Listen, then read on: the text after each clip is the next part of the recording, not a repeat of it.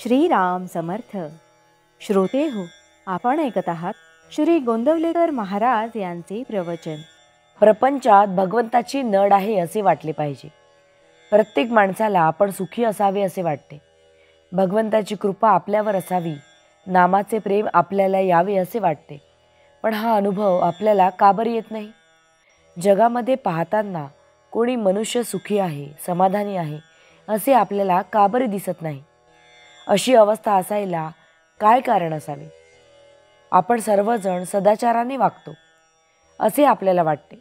भगवंताचे भजन पूजन आपण सर्वजण करतो, पण तरी ते समाधान आपल्याला का बरे मिळत नाही? ते समाधान न मिळायला खरे कारण कोणते असेल तर आम्हाला अजून भगवंताची नड आहे असे वाटत नाही. भगवंत नसेल तर माझे चालणार नाही, माझ्या समाधानाला त्याची अत्यंत गरज आहे असे आपल्याला मनापासून वाटतच नाही. प्रपंचात पैसा अडका असावा, बायको मुले असावी, शेतीवाडी नोकरीधंदा इतर वैभव असावे आणि त्याचबरोबर भगवंतही असावा असे आपल्याला वाटते. प्रपंचाची स्थिती कशीही असो, मला भगवंत हवाच असे आम्हाला तळमळीने मनापासून वाटत नाही.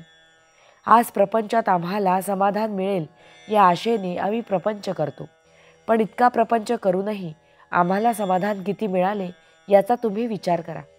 अगदी दूर एका डोंगरावर जाऊन बसा आणि लहानपणापासून आतापर्यंत केलेल्या खटाटोपात समाधान किती मिळाले याचा आढावा घ्या आणि निश्चयाने ठरवा की प्रपंचात मला किती सुख मिळाले. आज इतकी वर्षे प्रपंच करूनही तो आम्हाला सुख देत नाही, हे अनुभवाला येऊनसुद्धा तो टाकावा असे आम्हाला वाटत नाही. प्रपंचात आम्हाला सुख मिळेल ही आमची कल्पनाच नाहीशी व्हायला पाहिजे.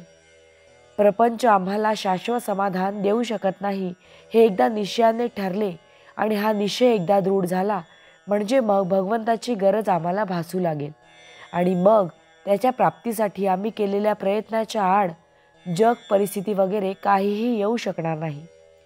भगवंत मला पाहिजेच हे विचाराने ठरल्यावर त्याचे प्रेम आम्हाला यावे असे आपल्याला वाटू लागेल आणि त्याचीच आपल्याला आज खरी गरज आहे.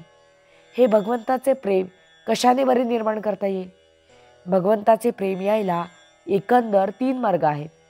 पहिला मार्ग म्हणजे संतांची संगती करणे, दुसरा मार्ग म्हणजे सद्विचाराची जोपासना करणे आणि तिसरा मार्ग म्हणजे अखंड नामस्मरण करणे.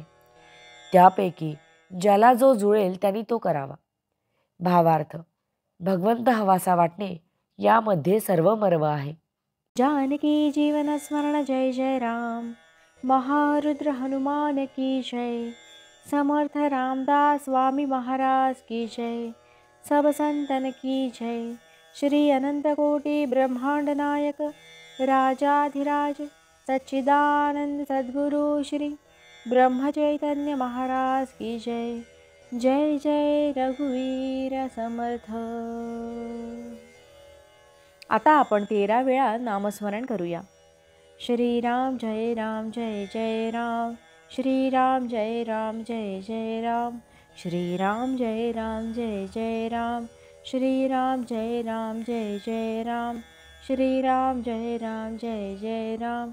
श्रीराम जय राम जय जय राम. श्रीराम जय राम जय जय राम. श्रीराम जय राम जय जय राम. श्रीराम जय राम जय जय राम.